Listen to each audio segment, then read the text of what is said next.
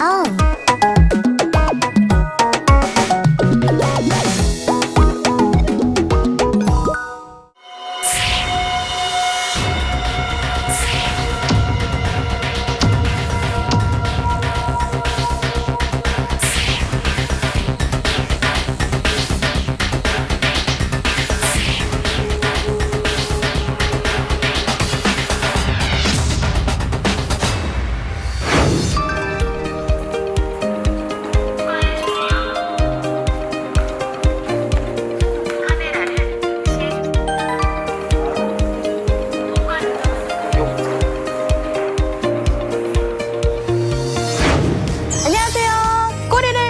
즐거운 남동 이야기를 영상으로 재미나게 들려드릴 꼬물락 남동의 이야기꾼 주현장입니다. 반갑습니다. 반갑습니다. 네.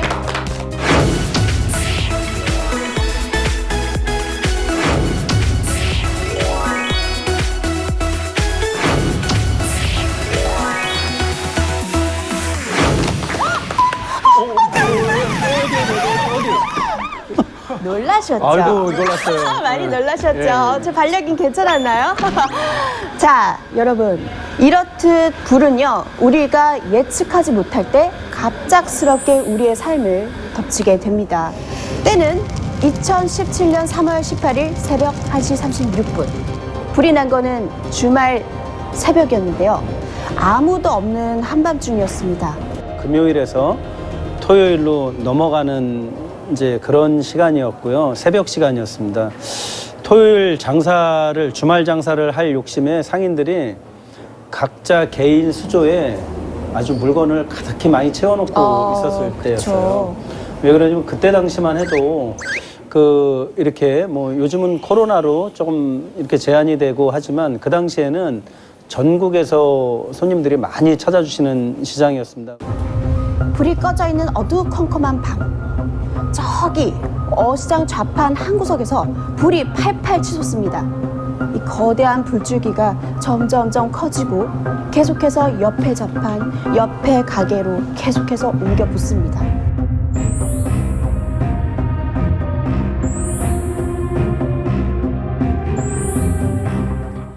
저도 그 안에 상인회장을 맡고 있지만 당시 생선회를 조리해서 파는 상인의 한 명이었습니다. 그래서 토요일 날 이제 이렇게 토요일, 일요일 매출을 많이 올릴 그런 이제 요량으로 수조에 이제 이렇게 고급 생선들을 가득 채워놨었습니다. 왜냐면 토요일이나 일요일 날 물건을 받는 것보다 금요일 날 미리 이렇게 선점을 해서 많이 받아놓는 게 저희가 또 좀 유리한 빠르고 싱싱하게 맞습니다. 그런 면이 있어서 네. 그렇게 이제 아마 이제 저만 그런 게 아니라 거기 300명이 넘는 이제 상인들이 모두 다 그렇게 다 준비를 많이 하고 있었습니다. 여느 때와 다름없이 뭐 금요일 날 여러 준비를 다 해놓고 이제 늦은 밤에 이제 잠이 잠깐 들었습니다. 이제 새벽에 전화들이 오면 일단 잘못 걸린 전화 아니면 불결한 전화잖아요. 안 좋은 전화. 전화를 급하게 받았더니 이제 예감이 좀 안 좋죠. 받았더니 회장님네 댁에서 연기가 계속 나는데 불이 난 것 같아요. 이렇게 얘기를 하더라고요. 그동안 뭐 크고 작은 화재에 많이 이렇게 경험을 해서 사실 트라우마가 상당히 많았습니다. 그렇게 불이 막 나면서 비닐과 합판으로 옹기종기 붙어있던 이 소래포구에 있는 어시장 332개의 좌판 중에서 224개가 불에 타고 상점 20개가 완전히 잿더미가 됩니다. 이제 모든 게 막 막막한 거예요. 그래서 이제 저도 부랴부랴 이제 옷을 막 이제 입고 뛰쳐나와 보니 진짜 우리 집이더라고요. 진짜 우리 집이 그냥 큰 도로가에 소방관들이 이제 다 이렇게 경찰들하고 이제 통제를 해서 들어가지는 못하는데 다 통제를 해놨는데 이렇게 길 넘어서 보니까 저희 집이 타고 있더라고요. 그거를 제가 봤을 때 참 기가 막히고 지금이야 이렇게 설명을 드리고 뭐 이런 자리에서 말씀을 드리지만 그 당시에는 아무 말도 할 게 없더라고요. 이렇듯 손님으로 붐비던 어시장이 하루아침에 잿더미가 된 것입니다. 한순간에 상인들의 삶의 터전을 다 빼앗아 갔어요.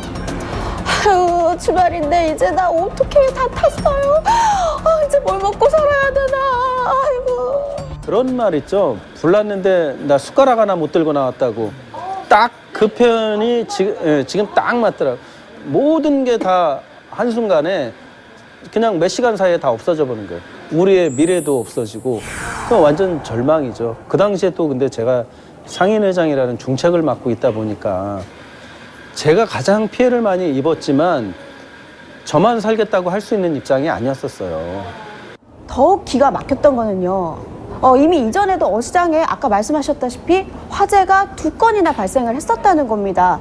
그런데도 이렇게 큰 대형 화재를 막을 수가 없었던 이유가 있었습니다. 자, 그 이유가 무엇이었는지 한번 들어볼게요.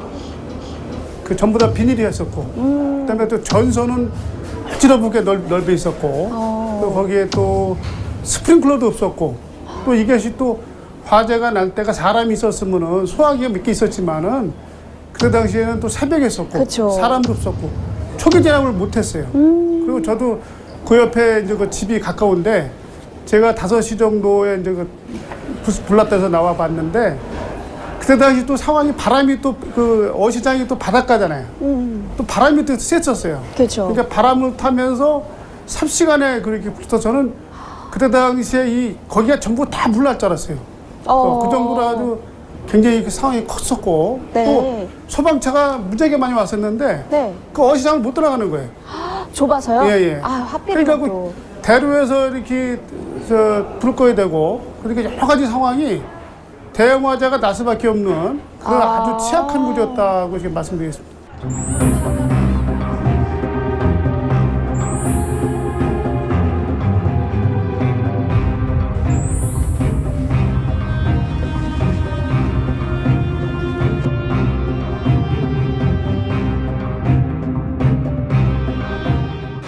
근데 이렇게 정말 대형 화재라는 것 자체도 화재였지만 그 당시에 많은 사람들이 관심을 많이 가졌던 거는 과연 상인들이 보상을 받을 수 있을까에 대한 관심이었습니다.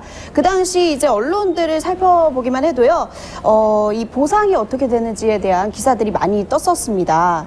자, 그런데 사실은 보상을 받을 수 있는 가능성이 낮을 수밖에 없었어요. 화재 이후 피해 보상도 막막했을 거고, 예, 또 상인들은 예, 거리에 앉을 수도 없고, 예, 그래서 예, 방염 천막을 치고 장사를 하려고 했죠. 하지만 그게 불법이라고 해서 또 예, 구청에서 또 반대를 해서 상인들은 예, 고민하다가 예, 이제 결국은 예, 이제 합의를 해서 예, 현대화 건축을 지키로 결론을 내쳤습니다. 소래포구 어시장 일대는 국유지 개발 제한 구역이어서요. 남동구에 정식 등록되지 않은 시장이었습니다. 남동구가 관리하는 6개 전통시장이 있는데 그중에서도 소래포구 어시장은 포함이 되지 않았던 거죠.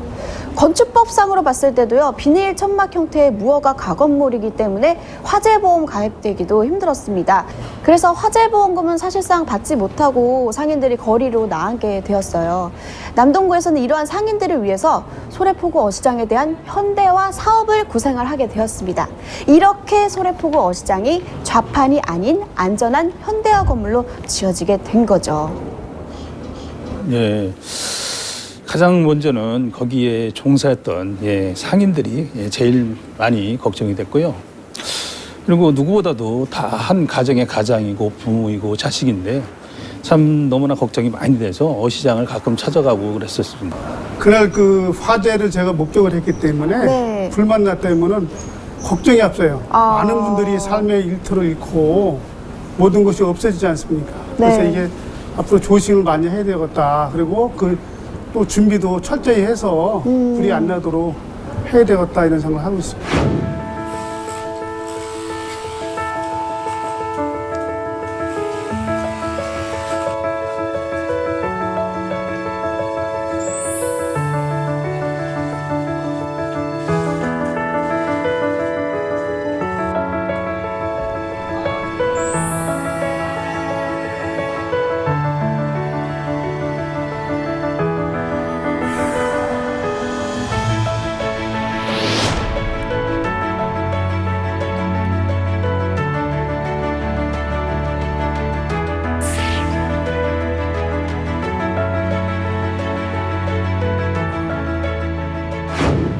남동구는 좌판을 모두 철거하기로 합니다.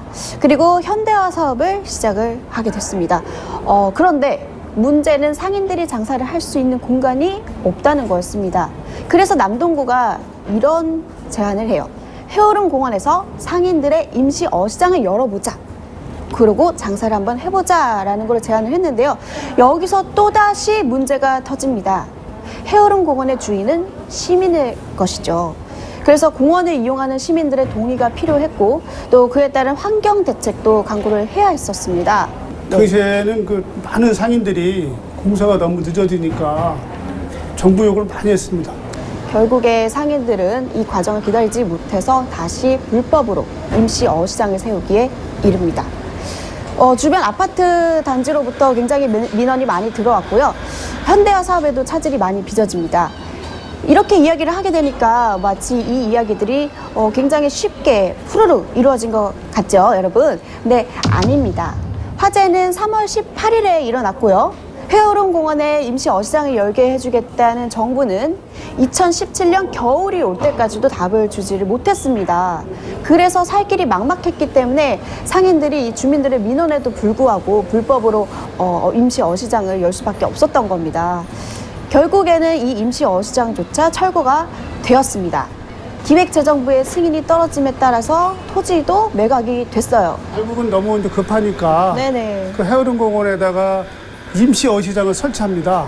근데 문제는 그 옆에 인근의 그 아파트 주민들이 그 소음 피하고 또 냄새가 난다고 그 민원을 제기하고 그랬습니다. 그래서 그것 때문에 그 상인들과 또 주민들과의 또 갈등이 아주 심했습니다. 그래서 또 정부에 또 고발도 하고 그래서 그런 문제 때문에 그 임시 어시장이 오래 못 가고 또 이렇게 철거를 하게 됐습니다. 예. 그래서 그 상인들이 그 어시장도 만드는데 또 개인 사비 들어서 만들었고 또 철거도 해야 되고 또 물도 없어서 고생했고 그 과정에서 우리 어민들이 상인들이 그 임시 어시장 때문에 또 소가리를 또 많이 했습니다.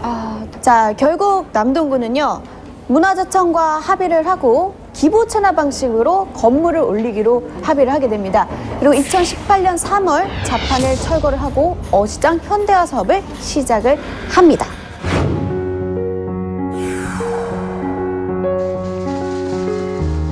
우리 정치인의 목소리를 들어주셨으면 좋겠습니다. 호소문에서 말씀과 어시장을 찾아주신 손님 여러분께 진심으로 감사 말씀드리며 저희도 지금 비대위를 구성해서 열심히 하고 있지만 부족한 부분이 많이 있습니다. 그리고 많이 또 떨어졌지만 그 속에서 생활하면서 이렇듯 소래포구 어시장의 현대화 사업이 이루어지기까지 정말 많은 진통이 있었습니다. 처음에 남동구는 어시장을 1층 규모로 2018년도에 완공을 할 예정이었는데요. 이번에는 또 상인들끼리의 싸움이 일어나게 돼요. 그래서 2019년 4월까지 별다른 진전을 보이지 못했습니다. 예, 2017년 화재 이전부터 그 소래포구 어시장에는 그 지금 말씀드리면 이제 친목 단체의 성격인 이제 그 자생 단체들이 상인들 간의 단체가 5개가 존재하고 있었습니다. 그분들이 주장하시는 내용은 다 일리가 있어요. 하지만 우리들이 분명히 봤을 때는 이 소래포구는 우리들만의 것이 아니에요. 그렇죠? 그렇죠. 예, 어떻게든 빨리 정상화가 돼서 예전에 그런 명성을 다시 끌어올 수 있는 방법도 상인들이 안정적으로 재정착할 수 있는 방법을 그 리더들은 그런 숙제를 안고 있었어야 되는데 조금 이해관계들이 좀 많이 틀어졌었고 또 거기에 한 단체가 더 생겨났을 때는 참 암담하고 어두운 어떤 그 터널로 그냥 빠져드는 이런 기분이었었습니다. 현대화 사업은 2019년 하반기에 착공하기에 이르게 되는데요.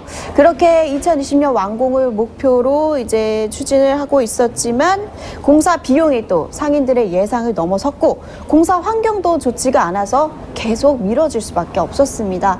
거기다 엎친 데 덮친 격이라고 코로나19로 더욱더 상황이 좋아지지 않았을 때 이 주민들도 상인들도 모두 점점 지쳐만 갔습니다. 이제 같이 장사를 했던 상인들 간의 갈등과 또 이 장사를 못하고 임시 어시장을 개장을 하기로 했는데 거기서 또 장사를 못하게 된 부분들 또 상인들의 갈등 때문에 이 공사가 자꾸 지연되는 부분들 때문에 상당히 육체적으로 정신적으로 많이 힘들었었습니다. 사실은 일을 못하고 그 전에 이제 이제 벌어놓은 걸로 이제 먹고 살았는데요. 사실 뭐 막연하게 계속 기다리고 있으니까 그게 더 힘든 거죠. 공사가 진행이 되면 우리가 보고 있으니까 그래도 미래가 있는데 공사가 계속 지연이 안 되고 그냥 우리 상인들끼리 다투다 보니까 그런 부분들이 너무 힘들었었죠.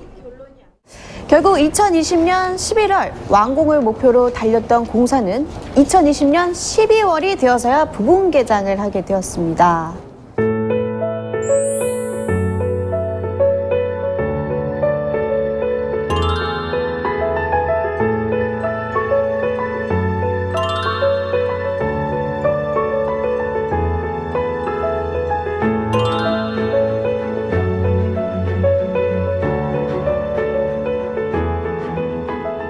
소래포구 어시장 화재로 인한 피해액 약 6억 5천만 원.